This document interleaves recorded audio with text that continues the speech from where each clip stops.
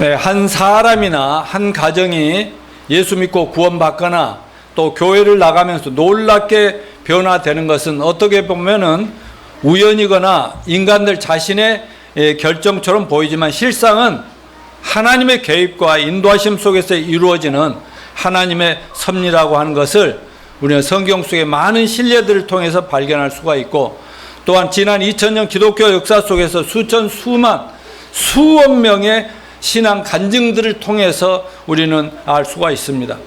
오늘 지난 3번의 하나님 섭리와 만남의 시리즈 설교에 이어 4번째 성경적인 신뢰를 사도행전 16장 사건을 통해서 배우기를 원합니다. 오늘 만남은 지난 3번의 신비한 만남 있었죠.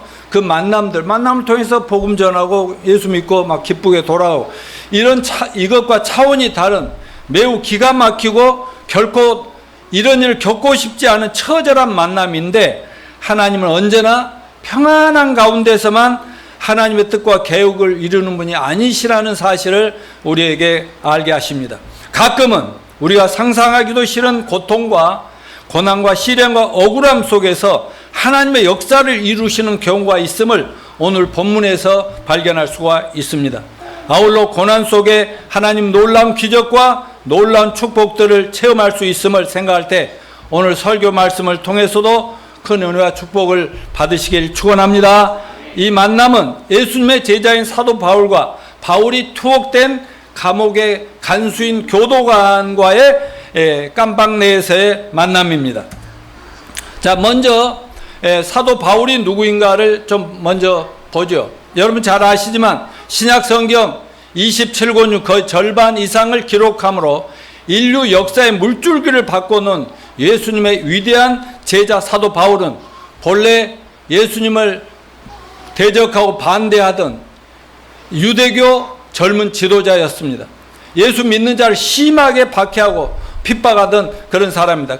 그런데 그가 어느 날 기독교인들을 체포하러 말을 타고 부하들과 함께 체포하러 가던 중에 다메섹이라는 다마스커스 길 위에서 갑자기 하늘에서 사울아 사울아 하는 그 이름을 부르는 소리가, 그래서 누군가 했더니 빛이 광하게 내리쬐면서 그 말에서 막 그대로 거꾸라져 떨어지면서 그때부터 눈이 보이지 않기 시작합니다. 소경이 돼버립니다. 그런 속에 주여 막 벌을 떠면서 누구십니까? 그랬더니 나는 네가 핍박하고 박해하는 예수다. 그러니까 얼마 전에 십자가에 유대인들이 죽여가지고 또 나중에 부활했다고 막 소문나고 막 그래서 하늘로 승천했다던 그 예수가 직접 나타나고 나는 네가 핍박하는 예수니라. 너 나를 이렇게 괴롭히고 핍박하는 게 네 괴롭지도 않냐? 행복하냐? 마음 편하냐? 자꾸 그 맨발로 이렇게 이렇게 철망에 그 가시떨기를 막 발로 차면 네가 안 아프냐? 이러면서 바울을 불러서 구원을 시키는 그런 사건이 있었지 않습니까?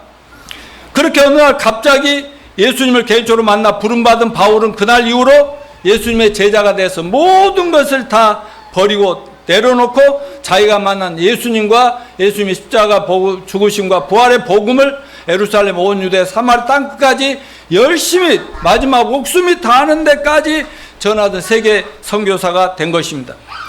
수많은 경우는 하나님의 섭리와 인도하심 속에 예수님의 제자들과 불신자들의 만남을 통해서 예수님의 구원의 복음을 전함으로 구원을 받고 변화되는데, 사도 바울의 경우는 사도 바울이 구원받고 여러 번 간증했잖아요.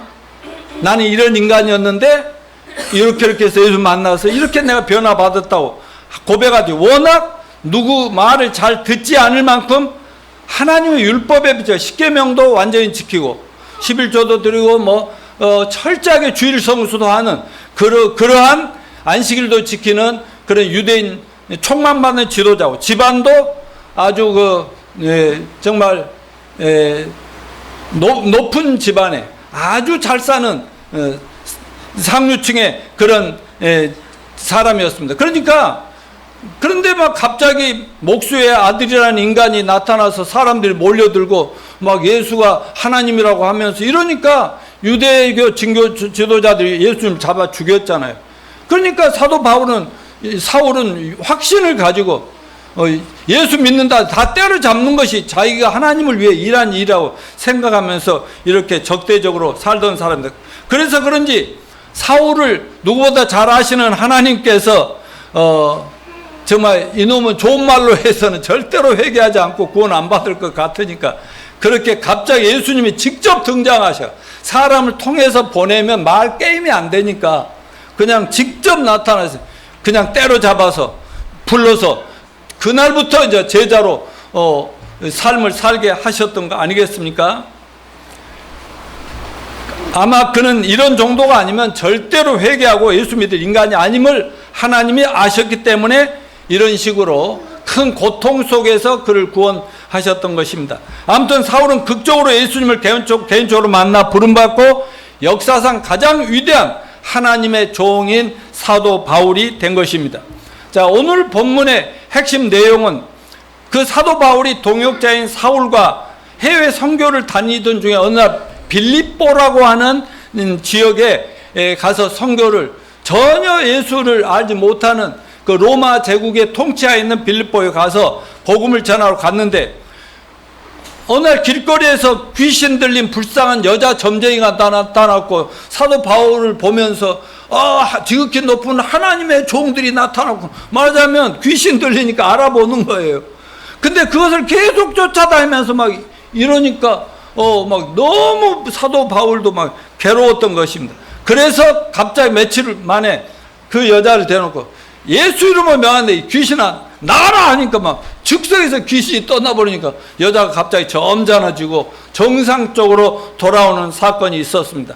그런데 그때 그 여자 귀신 들린 점쟁이를 이용해 가지고 돈벌이를 하는 그 주인이 있었는데 자기 돈벌이가 끊어질 걸 생각하니까 바울의 일행을 이상한 사이비 종교에 있던 이상한 신을 로마 제국이 받아들일 수 없는 이상한 인간들이라고 이렇게 당국에 고소를 해갖고 바울은 한 인간 귀신 들려서 망가져가는 그 인생을 귀신을 쫓아내주고 정상적으로 사람 고쳐주고 치료해준 좋은 일을 했잖아요.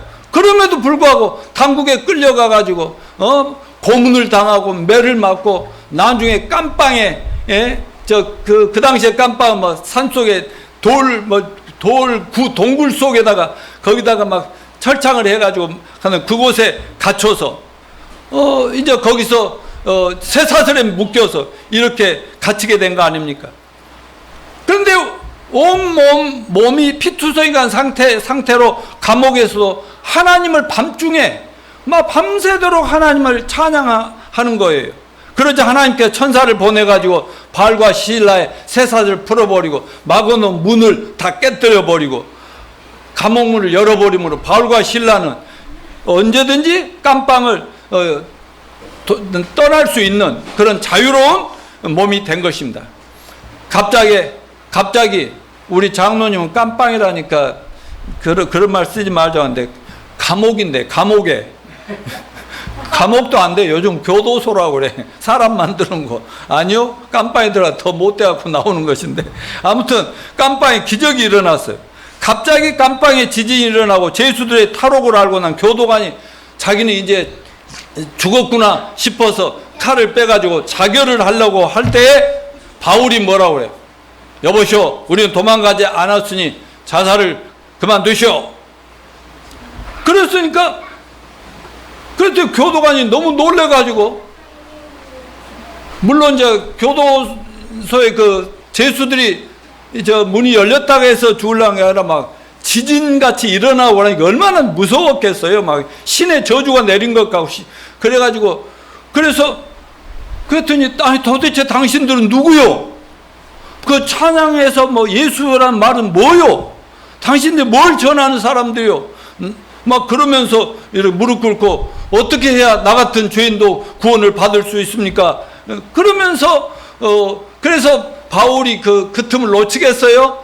그래, 주 예수를 믿어라. 그러면 너와 내 집이 다 너도 구원받고 가족이 구원받을 거리라. 이렇게 말씀으로 시작해서 복음을 전하고, 복음을 전했더니 여러분, 복음 전하면 좋아요, 기뻐요, 안 기뻐요? 너무 구원받고는 좋으니까 그 죄수들, 피투성인 죄수들 집으로 모셔가서 막 씻겨주면서 우리 가족들에게도 좀 복음을 전해주시오 해가지고 집에 가서 또 밤새대로 자는 사람들을 깨워가지고 복음을 전해서 그 가족 전체가 그날 밤에 구원받고 침례받고 즐거워게 이제 막 그랬다는 그런 내용이 오늘 우리가 읽었던 내용입니다. 그러면 오늘 본문을 통해서 우리 모두 하나님이 도저히 구원받을 가망이 없는 인생들에게 하나님이 살아계시다는 증표로 기적을 베풀어 주신다는 사실과 그 기적이 어떨 때 일어날 수 있는가를 배우고 나아가 사도 바울이 어떻게 구원의 복음을 전해서 한 영혼과 그 가족들까지를 다 구원하고 결국 나중에 그들을 통해서 한 지역사회, 한 나라, 전 세계를 구원하는 한 계기를 만들었는가 하는 것을 배움으로써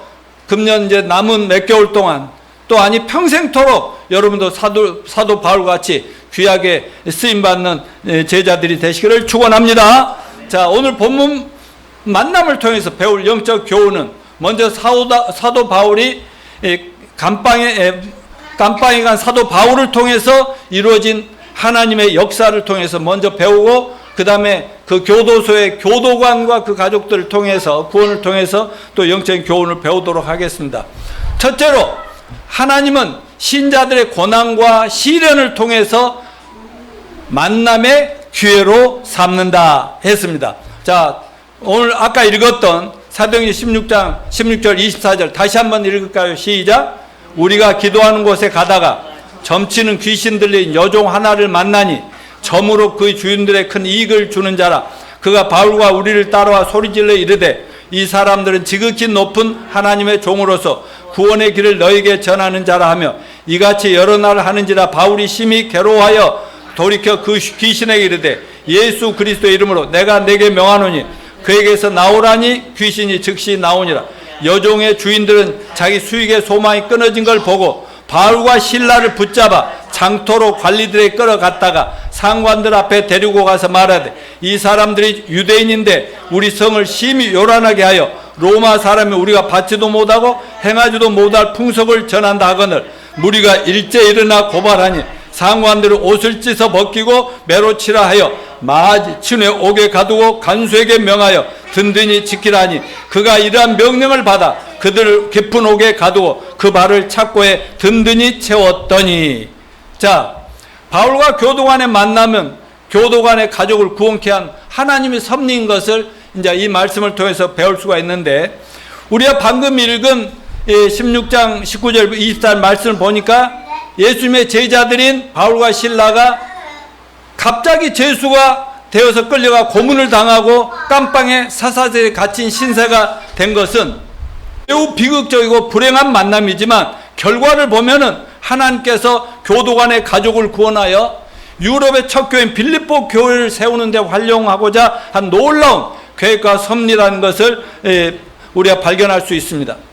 자, 하나님은 다음 넘겨 최악의 상황에서도 하나님의 종들과 자녀들을 책임지심을 믿습니까?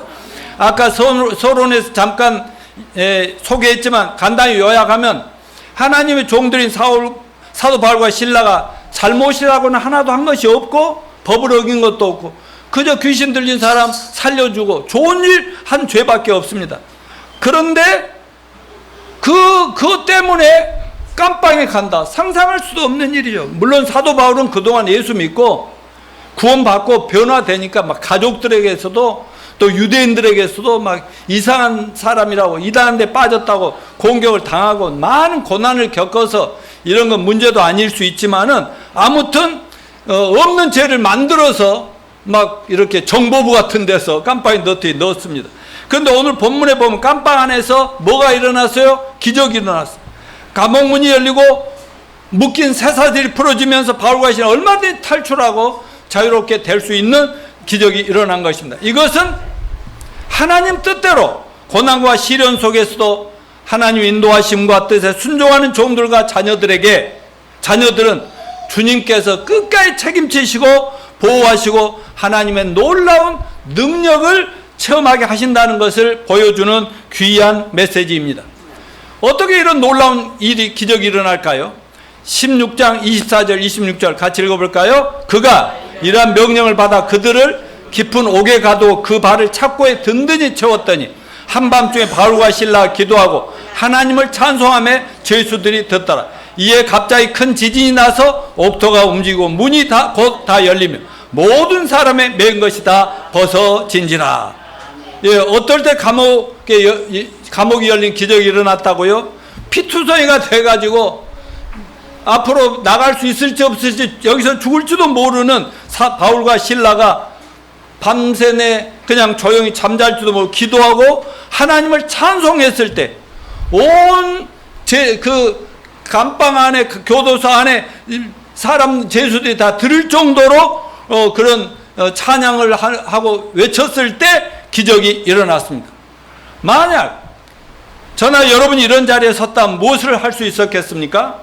믿는 자들이라면 더 이상 아무것도 할 수 없을 때 할 수 있는 믿음의 무기가 무엇이 있을까요? 기도가 아니겠습니까? 사실 이러한 상황이야말로 가장 기도를 필요로 하는 자리이지만 이 신앙인들도 막상 이런 자리에 딱 들어서면은 이 상황에도 기도가 나오질 않은 경우가 많습니다. 그런데 그들은 간절히 기도했습니다. 아마 기도가 저절로 나올 수밖에 없었겠죠. 하긴 이런 상황에서 기도 외에는 할 일이 뭐 있었겠습니까? 많은 사람들이 여기서 자포자기 절망에 빠질 것입니다. 심지어 하나님을 믿는다는 사람들조차도 이런 갑자기 어려움을 닥치면, 하나님을 또 믿고 전하다가 이런 일이 닥치면, 아니 하나님은 날 지키지도 않고 보호도 안 해주시니 하나님 안 계신 거 아니야? 내가 잘못 믿은 거 아니야? 이러면서 불신앙에 빠지고 불평 원망을 할 수도 있겠습니다. 그런데 그들이 이런 최악의 상황에서 기도하고 찬양한다는 것, 이것이 우리가 첫 번째로 배울 영적인 교훈이라고 믿습니다. 여기서 기도라는 거, 하나님 어떻게 살려주세요, 나가서 전도해야 되잖아요, 이렇게 기도하는 것이 아니라 감사의 기도라는 뜻이 들어있습니다. 이런 최악의 상황 속에서 바울과 실라가 감사 기도를 드릴 수 있다는 사실, 이것은 우리 모두가 본받는 시간이 되시기를 바랍니다. 그뿐 아니라 오늘 본문 25절에 한밤중에 바울과 실라가 기도하고 하나님을 찬송하며 죄수들이 듣더라. 그들은 그날 밤 이 환난과 역경과 고통과 애로움의 깊은 감옥 속에서 자기들의 상황과 환경을 주장하시는 하나님의 섭리를 묵상하다가 하나님을 찬양하기 시작한 것이에요. 찬양 속의 기도는 아버지 뜻을 이루소서 하고 기도했습니다. 그 기도 소리와 찬양 소리를 그 안에 죄수들이 듣더라 했습니다. 어떻게 바울과 실라는 이런 삶의 정황 속에서 이런 기도와 찬양을 할 수 있었겠습니까? 그 사도 바울이 주님을 만나 구원받고 그동안 어디를 가든지 간에 주님이 인도하시는 가다가 복음을 전하고 예수님을 전하는 가운데 선교를 하면서 수많은 어려움도 당했고 또 초자연적인 하나님의 도우심을 수없이 체험을 했기 때문에 뭐 특별한 일이라고 생각을 하지 않는 거예요. 그리고 초자연적인 기적을 베푸시는 하나님에 대한 신앙이 있었기 때문에 이런 찬양과 기도가 가능했을 것이라고 생각합니다. 그리고 하나님, 이제 여기서 죽어도 좋습니다. 그러니 주님의 뜻을 이루시옵소서, 이렇게 기도하지 않았겠습니까? 또한 주님 때문에 아무런 잘못도 없지만 오해받고 깜빵에 갇히면서 다시 자기를 구원하신 예수님을 묵상하게 되니까 감사가 나올 수밖에 없는 거죠. 주님이 이 땅에 오셔서 온갖 고난을 당하시고 또 우리의 구원을 위해 자신을 기꺼이 희생하신 걸 생각할 때 이렇게 주님과 세상의 영혼들 구원을 위해서 내가 이런 일을 당할 수 있다는 것 자체가 특권이고 얼마나 감사한 일인가. 나는 이거 예수님의 그 고난에 비하면 아무것도 아니라는 생각이 드니까 감사 찬양이 나올 수밖에 없었던 거 아니겠습니까? 또한 자기가 예수님을 만나 구원받기 전에 어떤 인간인가를 생각을 해보니까 자기가 얼마나 예수님 죽이는데 앞장섰고 또 얼마나 많은 기독교인들을 막 억울하게 체포하고 그들이 무슨 죄가 있어, 우리 예수 믿고 구원받고 변화됩시다, 이것밖에 하지 않은 유대인 기독교인들 얼마나 잡아, 심지어 막 기독교인을 죽이는데도 또 앞장서고 말이에요. 또 그렇게 또 체포하러 가다가 이렇게 또 예수를 만났잖아요. 그런 걸 생각하니까, 자기 자신의 과거를 생각하니까 이 정도 가지고는 자기는 더 당해도 할 말이 없을 정도로 감사하다, 이렇게 생각하고 찬양한 것입니다. 저는 사도 바울의 일생을 요약할 수 있는 인생관이 로마서 8장 28절에 다 정리되어 있다고 믿습니다. 따라서 하십시오. 우리가 알거니와 하나님을 사랑하는 자, 곧 그 뜻대로 부르심을 입은 자들에게는 모든 것이 합력하여 선을 이루느니라. 어제도 막 이렇게 피투대고 이제 막 묶여놓고 막 이렇게 있는 그 중국인 그 양반을 놓고도 이렇게 거기서 기도하고 이 말씀을 전해주면서 기도를 소리내서 같이 가족들과 했는데요. 지금 내가 경험하는 고통을 왜 하나님께서 허용하셨는지, 그 이유는 당장에 알지 못하지만 그동안 자기가 하나님 만나 경험한 하나님의 섭리와 계획과 뜻을 허락하신 걸 많이 체험한 그 결과는 분명히 뭔가 있을 것이다, 이런 걸 생각하니까, 또 하나님은 자기 머리털까지도 다 세시고 하나님은 전지전능하신 거 알아요, 몰라? 알고 있어. 나보다 나를 더 잘하시는 하나님이라는, 내 과거도 알고 자기 한계도 알고 내 미래를 알고 내 삶의 궁극적인 목적을 다 하나님이 가지고 계신 거 아시는 하나님께서 이 순간 내가 이 고통 속에 빠지가 허락하실 때는 뭔가 분명히 계획과 뜻이 있을 거라 하니까 감사 찬양이 나와요, 안 나와요? 나오게 돼 있죠. 내 삶 전체의 구도와 상황을 보시고 아시는 하나님이 나에게 이 고통과 시련을 허용하셨다는 믿음과 그분의 주권과 그분의 능력을 믿는 신뢰가 없는 사람에는 절대로 이런 상황에서 감사 찬양이 나올 수가 없는 것입니다. 바로 하나님의 섭리한 이러한 믿음이 내일 앞을 전혀 보장할 수 없는 그런 어려움에 처한 사도들과 바울로 하여금 감사의 기도, 감사의 찬양을 큰 소리로 외치게 했던 것입니다.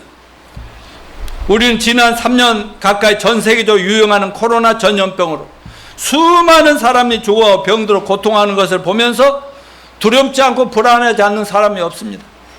또 오늘날처럼 고통스럽게 난처한 사건들이 여기저기서 계속 일어나고 있어요. 절대로 이 난리와 이 두려움, 이런 것들이 끝날 것 같지 않아요. 더 심해지는 거예요.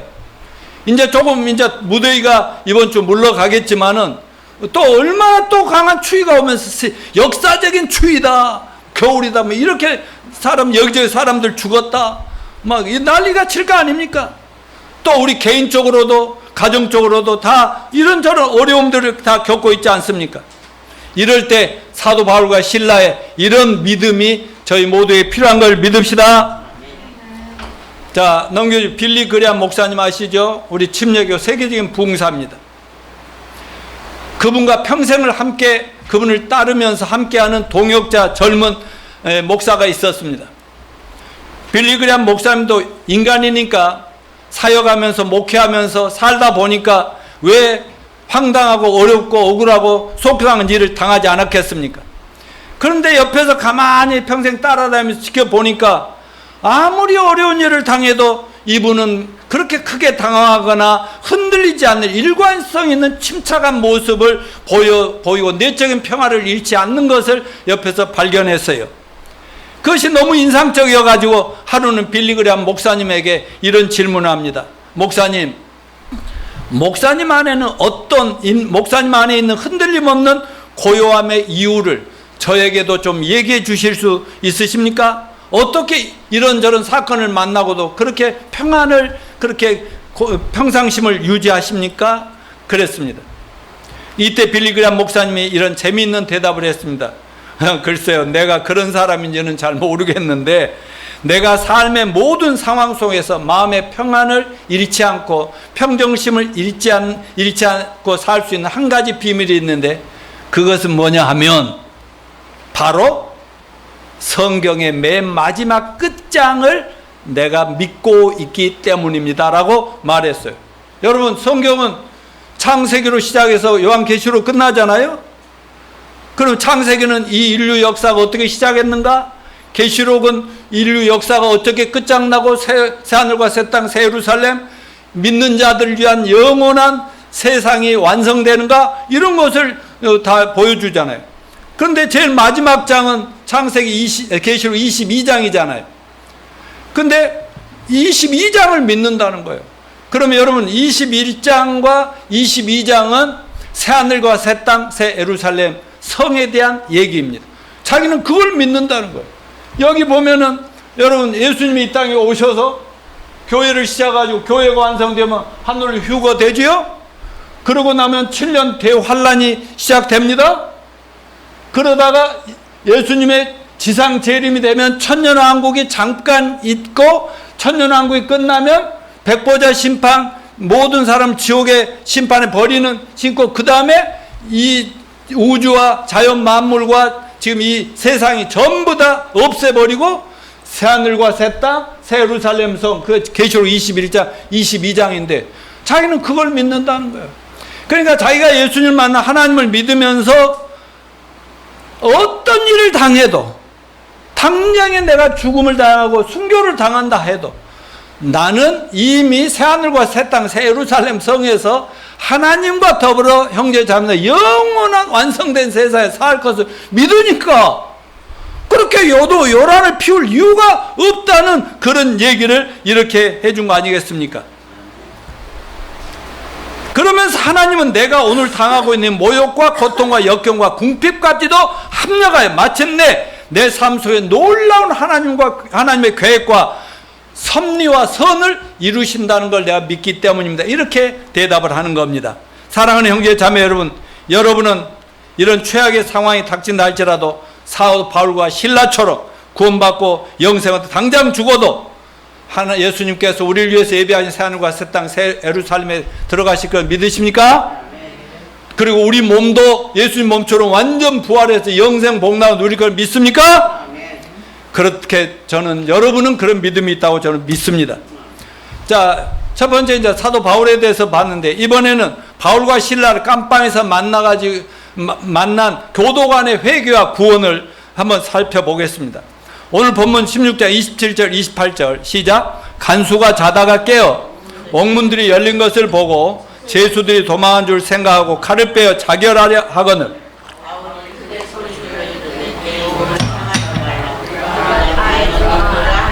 예, 그 당시 법률에 의하면 교도관이 죄수를 놓치면 자기도 죽어야 하는 상황인가 봐요.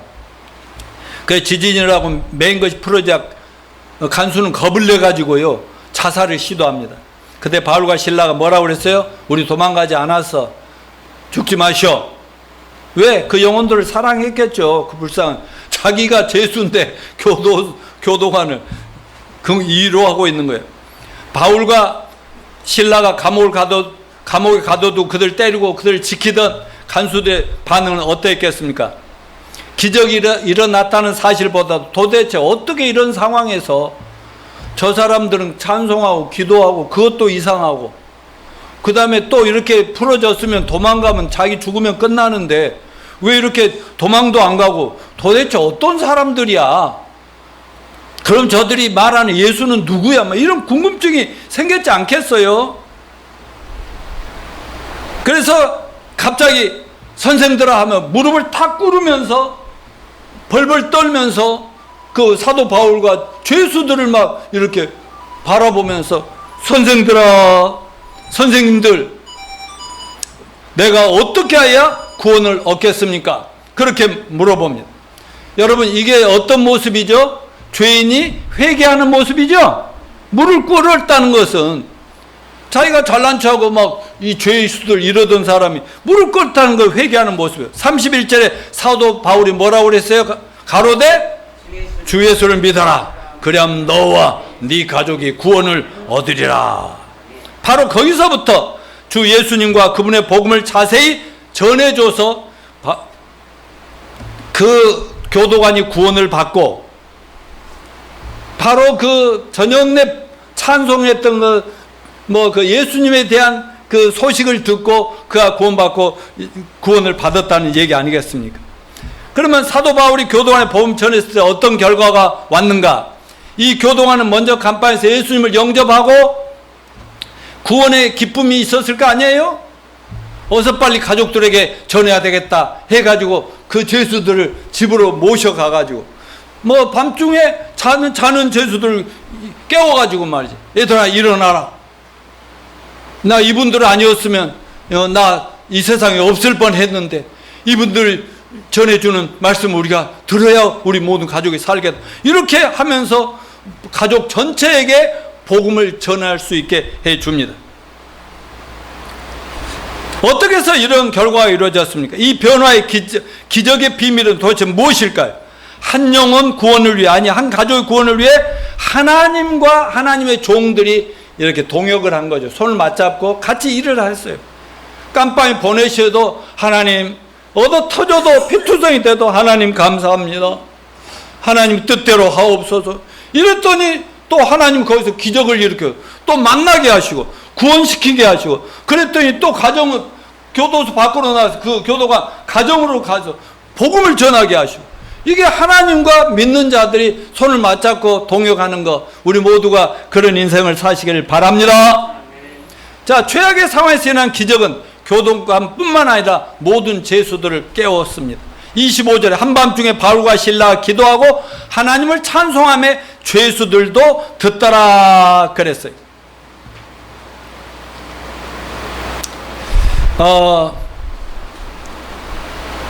그러니까 이 사도 바울은 어떤 상황에 있어도 누군가 들어야 할 사람들하고 연결고리를 찾아 나가는 그런 데 하나님 사용하셨어요. 제가 이 말씀 준비하면서 또 저 지난날 생각해 보니까 제가 집사 구원 받자마자 또 얼마 안 돼 안수 집사 되고 또 전도사로 되면서 열심히 훈련 받고 있을 때 갑자기 그 막 청년부를 막 섬기고 뭐 자나깨나 열심히 우리 부부가 열심히 섬길 때 갑자기 내가 피가 터지는 그런 이상한 병에 걸린 거예요. 무슨 병인지도 병원에서 서울에 화곡동에 병원에 갔는데 몰라요. 근데 피를 토하고 피를 쏟고 그래요. 뭐 나중에 보니까 뭐 옛날 조용기 목사도 뭐 목사 되기 전에 뭐 그런 폐병이 막 다 죽어가다, 그러니까 하나님이 사용하실 종들은 고난을 겪나 봐요. 근데 저도 그래가지고 밥을 먹을 수가 없으니까 막 여기저기서 성도들이 밥을 해다 주고 막 맛있는 해도 절대로 입맛이 먹을 수가 없어요. 먹으면 다 토하고 안 좋아요. 그래 열을 막 이상을 이렇게 밥도 못 먹고 링거나 맞으면서 이렇게 있는데 도저히 안 되겠어요. 이러다가는 막 초췌해져 가고, 그래서 우리 동생 목사하고 불러가지고 야, 아무래도 고향에 가서 어머니가 해준 밥을 먹으면 좀 내가 살 것 같아. 그래가지고요 그냥 간 거예요. 그래갖고 기차 타고 갔는데, 그래서 어머니가 이렇게 업고 올라갔더니 어머니가 아노 이놈의 새끼 이건 뭔 일이냐 그러다가 얼른 병원 가라고, 밥이고 뭐고 하는 병원에, 그래 성모 병원이라는 데 갇혔는데 그곳에 들어가서 내가 죽음을 걱정했겠어요? 아니요. 죽을 준비 끝나니까 나는 그 자리에 누워 중환자실에 들어가서요 피가 안 멈추면 계속 열을 한 달이고 이렇게, 그러니까 몸이 이렇게 바짝 말라버렸어요. 지금은 나 너무 뚱뚱하잖아요. 근데 이따면 됐거든요. 그런데도 내가 그 안에서 중환자들 놓고요 나는 죽을 준비 됐거든요. 나는 선생님은 천국 갈 준비를 하셔야죠. 그래가지고 거기서 복음 전하 계속 그러다 보니까 거기에서요 예배처가 되더라고요. 그래갖고 나중에 때가 되니까 하나님께서 딱 피를 멈추게 해줘가지고 그 다음부터 이제 퇴원해갖고 집에서 유달산 밑에 집에서 이제 잘 먹으면서 하는데, 유달산 올라다니면서, 그런데 거기에 하나님의 어떤 계획이 있는지 아세요? 교도소 그 병원 안에서 몇 사람 구원만이 목적이 아니었고요. 유달산에 올라가서 내 고향 목포를 내려다보면서 바다를 보면서 하니까 거기 목포 시민뿐만 신안에 수많은 섬들이 있는데 그들의 영혼이 막 갑자기 불쌍해지는 거예요. 그래서 거기서 기도를 하게 하는 거예요. 그러다가 이제 뭐 그건 또 하나님께 맡겨 올라왔더니 갑자기 우리가 개척한 그 교회. 그래서 아무튼 여러분 어떤 상황에서도 성경 말씀에 대한 믿음으로, 긍정적인 신앙으로 여러분의 그 인생이 운명이 달라지시게 되기를 축원합니다. 자, 이제 마지막 교훈은 누구든지 구원받으면 변화됩니다. 자, 첫째 변화부터 볼까요? 먼저 가족부터 구원코자 하죠. 이 교도관은 어땠어? 자기가 예수님 영접하고 나서 죄사함을 구원받은 죄책감이 사라지고 난 죽을 놈이라는 죽일 놈, 못된 놈, 평생 이렇게 살았지 않냐? 이거에 다 없어지고 막 살까 신나는 거야. 그러니까 어때요? 우리 가족들부터 구원시켜 달라고. 그래서 그분들을 모시고 가서 온몸을 닦아주고 이렇게 섬기면서 그래서 그날 밤 전부 구원을 받게 되지 않습니까? 예수님이 이 교도관 처음 만나서 어떻게 구원받느냐 했더니 뭐라고 그랬죠? 다 같이 주 예수를 믿으라. 그래야면 너와 내 가족이 구원을 받으라. 그러니까 너와 네 아버지까지 구원을 받는 거야. 그래서 그 구원, 바로 이 믿음을 가지고 아직 구원받지 못한 너와 자녀들 다 구원시켜서 천국 가게 하십시다. 자, 두 번째, 교도관 가족들이 침례를 받는데, 여러분, 지난번에 우리가 섭리와 만남의 시리즈 할 때, 빌립과 에디오피아 네시가 광야에서 만나서 마차에서 복음을 전해서 예수를 영접하니까 그분이 뭐라고 했어요? 나 침례 받고 싶어. 말은 들었지만 침례 안 받았거든. 나도 그럼 당신 진짜로 믿으면 침례 받을 자격이 됩니다. 나 믿거든요. 당신이 전해준 그 말 그대로 믿습니다. 그래갖고 물속에 들어가 침례 받고 나오고 그때부터 신나게 가잖아요. 그리고 지난번에 또 우리가 지난주에 설교했던 그건 누구예요? 베드로와 고넬료가 만나가지고도 어떻게 됐어요? 거기다 복음 전하니까 그날 다 고넬료와 가족과 부하들까지 전부 침례를 받았지 않습니까? 여러분, 침례는 구원의 조건이 아니고 내가 죄사함 받고 구원받는 확신이 있을 때 나도 여러분 이제는 죄인이 아니고 하나님의 자녀가 됐고 여러분과 가족 공동체 일원이 된 것을 선포합니다 하고 세상에 선포하는 내용이란 걸 믿으시길 바랍니다. 세 번째는 하나님의 종들을 극진히 대접합니다. 막 음식을 차려주고 몸에 그 아픈 데를 닦아주고 막 이를 씻어주고 이러면서 그날 밤새 내내 잘 섬기고 그랬지 않겠어요? 제가 이 종들을 섬긴다는데 여기 종이 누구요? 나요. 나 좀 잘 섬기라고. 이런 말을 할 수가 없지요. 제가 잘 섬기겠습니다. 나도 구원받으니까 목사님들과 그렇게 목사님들 귀하고 우리 교회는 조그만 개척교회인데 신학생들이 많았거든. 신학생들이 얼마나 어려워요. 신학생들을 약국에 오면서 약도 주고 뭣도 주고 밥도 먹이고 성도들 오라 해가지고 먹이고 막 교회에 필요한 거 있으면 섬기고 저절로 되더라니까요. 내 돈 쌓는 게 중요한 게 아니라 하나님이 기뻐하실 때 돈을 쓰는데 바쁘더라고요. 우리 어머님 내가 얘기하잖아요. 제일 우리 어머니가 예수를 믿어야 되겠는데 안 믿는데 빚 때문에 하나님을 욕하고 돈 때문에 욕하고 그런 빚 제발 우리가 갚아드릴 테니까 예수만 믿어주시오 했던 거 이렇게 되더라고요. 여러분 구원 받으셨죠? 잘 섬깁시다. 성도들 간에도 밖에서도 이웃들에도 어려운 사람들도 잘 섬김으로써 구원의 기회를 만드시길 바랍니다. 네 번째, 온 가족이 기뻐했죠? 여러분 어떤 상황에 있더라도 구원 받으셨으면 감사하고 기뻐합시다. 감사 찬양합시다. 그 다음에 다섯 번째, 빌립보 교회 세움에 그 가족이 헌신을 합니다.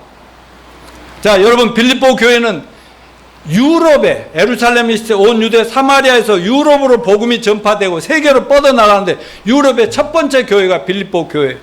근데 사도 바울이 빌립보에 도착해가지고 루디아라고 하는 비단 장수를 구원을 시킵니다. 거기도 열심히 산신령에게 아무 데서나 기도하면서 뭐 이렇게 종교적인 여인네였는데 그 여인을 만나서 복음을 전해서 구원을 시켜주니까 부잣집인데 자기 집에 오셔서 여기서 복음을 전하고 사람들 모아줄 테니까 당신의 그 예수님을 전해주시오. 그래야 빌립보 교회가 시작도. 나중에 이 교도관 가족이 구원받은 게 여기에 합류했겠어요? 안 했겠어요? 이들이 합쳐져 가지고 빌립보 교회를 세우게 되었던 것입니다. 우리 모두도 여러분 구원 받으셨으면 이제는 정말 평생도록 복음 전해서 믿음으로 살면서 어떤 난관과 역경이 있어도 그것을 믿음으로 이기면서 사람들에게 좋은 모습 보여주면서 구원해서 교회를 끝까지 잘 세워 나갑시다. 아멘. Her family training for this time to see if she can win an individual Olympic gold. She has worked very hard in the last 4 years to come to this spot to try and win that first gold medal individually.